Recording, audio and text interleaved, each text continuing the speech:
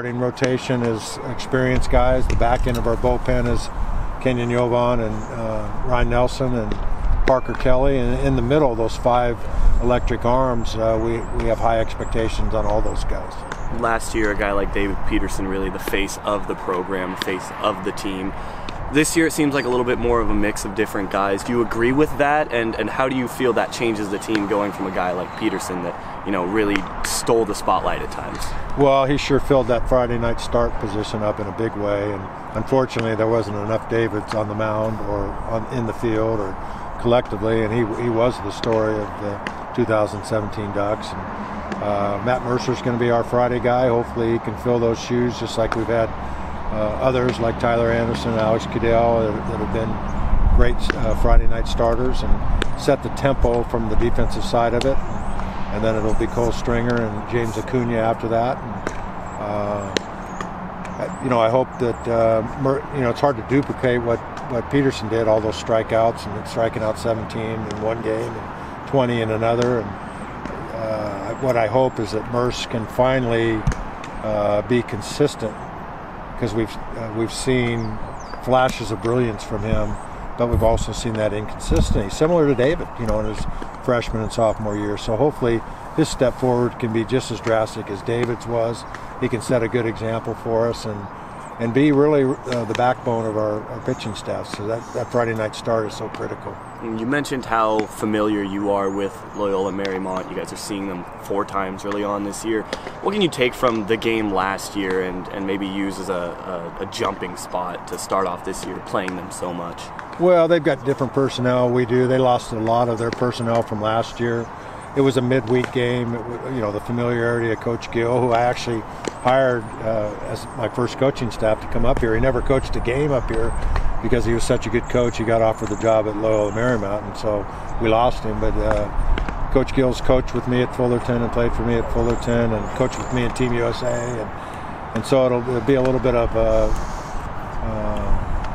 sidebar thing of him against me and competing and our teams, and it's early in the season. And they beat us last year. They had a really good team last year. I thought they were a playoff-worthy team, and they didn't win their conference tournament, unfortunately, and didn't get invited. But I certainly thought they were one of the better teams we played last year. So we'll have our work cut out for us in those 4 games we're playing.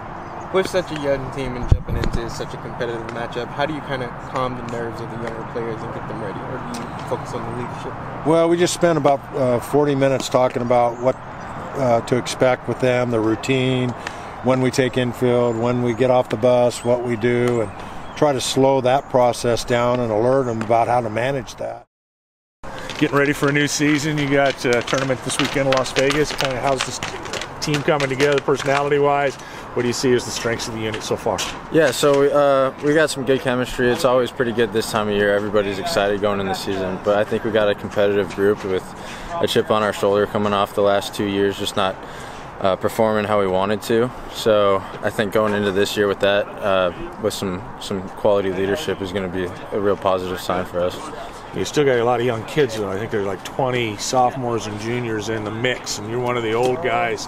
How do you approach showing them the process and getting them through the nerves and whatnot? Yeah, for sure.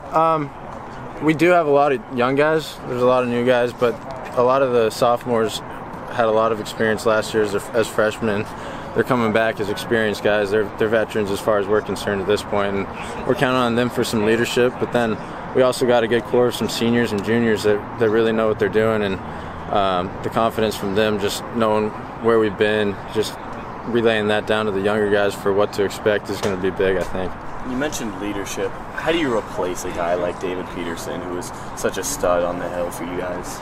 Yeah, well, I think first of all, Matt Mercer's been doing a great job taking that Friday night role. Just he's kind of got a bulldog attitude, just wants to go out there and really get after each hitter. He's not scared of anything. So obviously Petey was a great pitcher, great clubhouse guy, but I think we've done a good job replacing him just with Mercer heading our staff, and then, like I said, just a good core group of juniors and seniors. With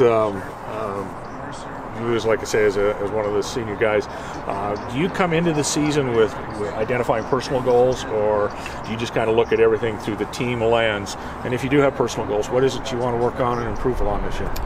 Yeah, absolutely. I think everybody has personal goals. I think it's a good thing to have personal goals. I mean, it's an individual sport within a team sport, for sure. Personally, I just hope to go out there and have a good year.